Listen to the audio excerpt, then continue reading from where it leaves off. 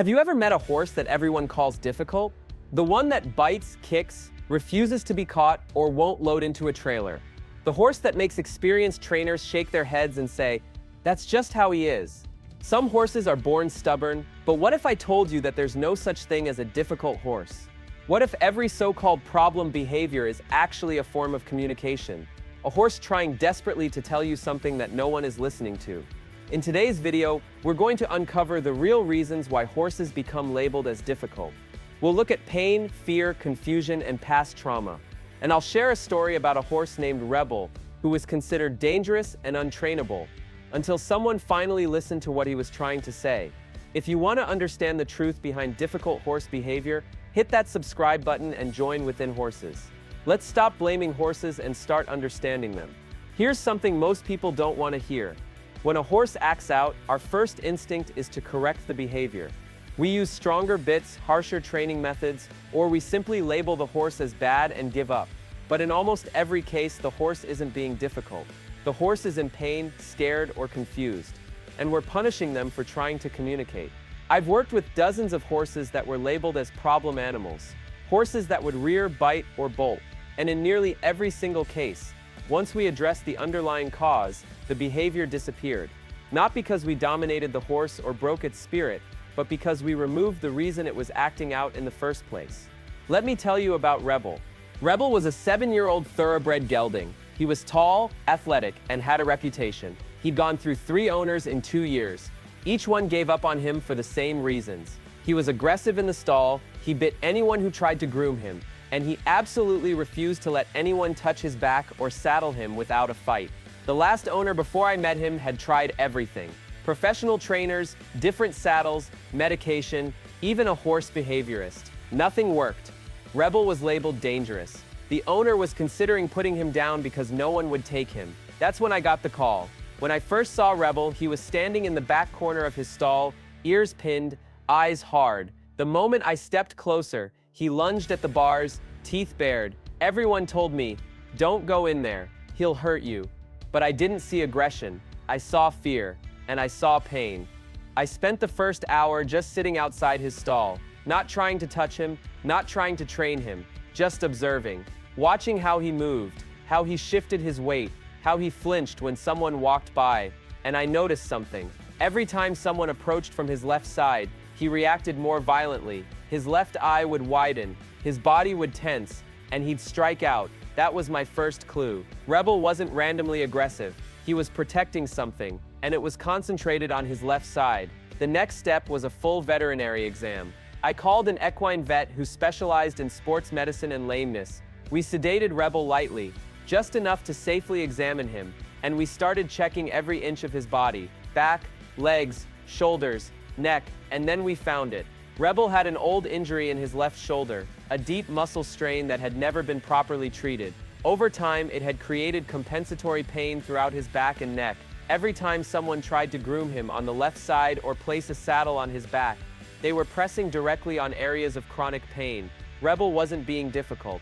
He was defending himself from agony. Rebel's story isn't unique. Pain is the #1 cause of behavior problems in horses, but it's often the last thing people check.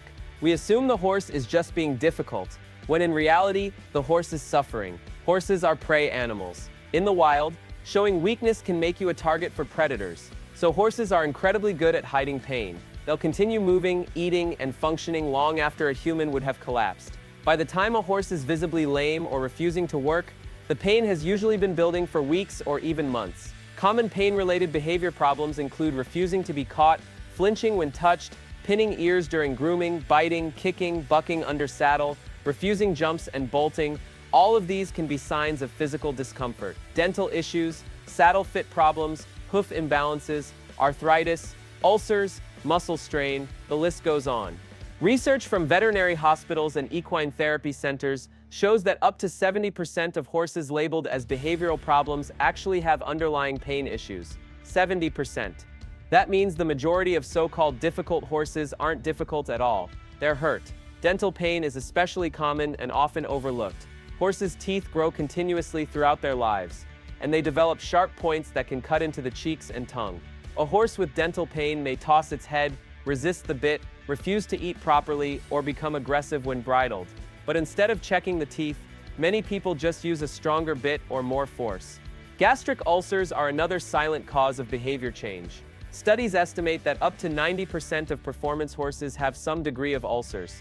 Horses with ulcers often show signs like girthiness, reluctance to move forward, aggression during feeding, weight loss, and dull coat. But these symptoms are frequently misread as attitude problems. And then there's saddle fit. An ill-fitting saddle can cause immense pain, muscle atrophy, and nerve damage. A horse being pinched or crushed under a saddle will do anything to avoid being ridden. They'll move away when you approach with tack, they'll swell up when you tighten the girth, or they'll buck as soon as you mount. This isn't defiance, this is self-preservation.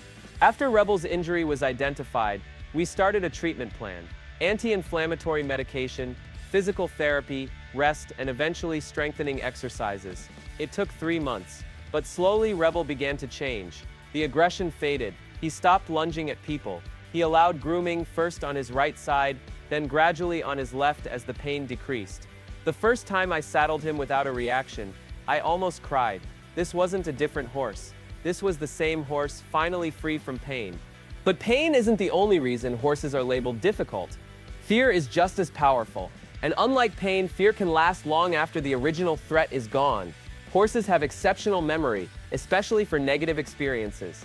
If a horse has been hurt, frightened, or overwhelmed in a specific situation, they'll remember it, sometimes for years, and they'll do everything in their power to avoid repeating that experience. This is why a horse that had a traumatic trailer accident may refuse to load ever again. Why a horse that was beaten with a whip might panic at the sight of one. Why a horse that was roughly broken may never fully trust humans. These aren't behavioral problems. These are trauma responses. One of the most misunderstood behaviors is a horse that's hard to catch. Owners often say, "He's just being stubborn. He doesn't want to work." But in most cases, the horse has learned that being caught leads to something unpleasant. Maybe it's painful tack, exhausting work, harsh corrections, or even just being isolated in a stall away from their herd. From the horse's perspective, avoiding capture is logical. It's not defiance, it's self-protection. And no amount of chasing, trapping, or punishing will fix it. The only solution is to change what being caught means. Make it positive, rewarding, safe. Fear-based behaviors also include spooking, rearing, bolting, and freezing. When a horse is genuinely afraid, their brain goes into survival mode. The thinking part of the brain shuts down, and instinct takes over. Punishing a frightened horse only increases their fear. It doesn't teach them anything, except that you're also a threat. Desensitization and counter-conditioning are the only effective ways to address fear. You have to slowly, patiently expose the horse to the trigger in a controlled, non-threatening way and pair it with positive experiences. It takes time. It takes consistency. But it works.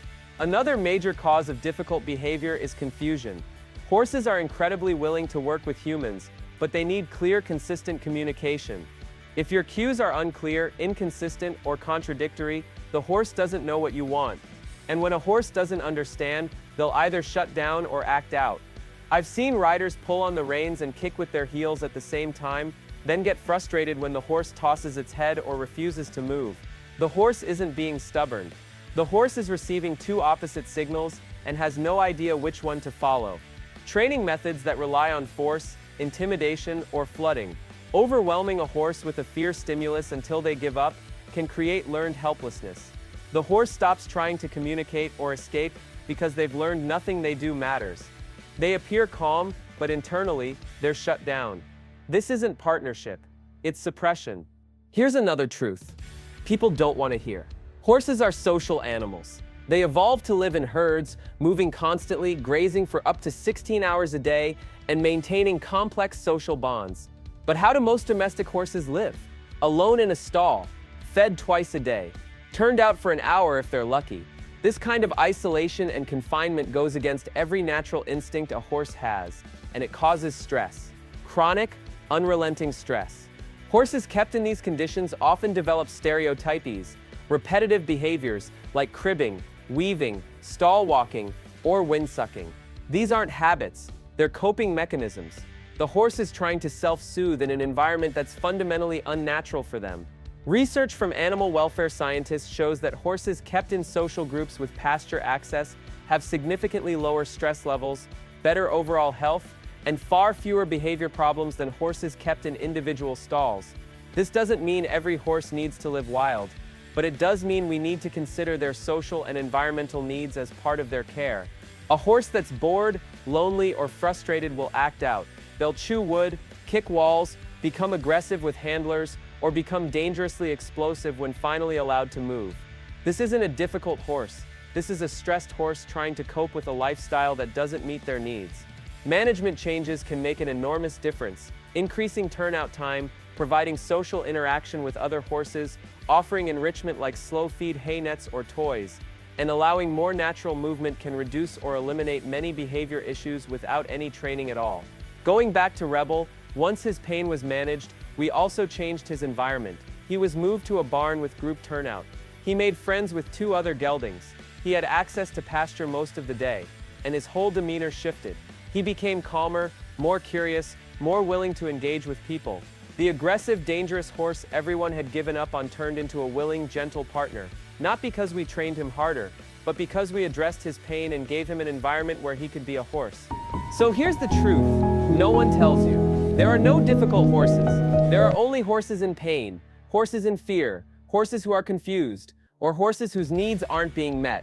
Every single behavior a horse displays is communication. When a horse bites, they're saying, "That hurts, stop." When a horse won't be caught, they're saying, "I don't feel safe with you." When a horse refuses to move forward, they're saying, "I don't understand what you want," or "I'm physically unable to do it." The problem isn't the horse. The problem is that we're not listening. If you have a horse that's displaying problem behaviors, the first step isn't more training or stronger equipment. The first step is investigation. Get a full veterinary check. Evaluate saddle fit. Check teeth. Look at their environment and management. Assess your training methods and communication. Ask yourself honestly, what is this horse trying to tell me? In Rebel's case, once we listened, everything changed. His final owner adopted him after his rehabilitation, and he went on to have a successful career in low-level eventing. He was never difficult. He was just unheard. The horses we label as problems are often the ones who need us most. They're the ones who refuse to suffer in silence. They're the ones who keep trying to communicate even when we refuse to listen. And when we finally do listen, when we address the real cause instead of punishing the symptom, the transformation can be extraordinary. So the next time you encounter a difficult horse, pause, look deeper, ask better questions.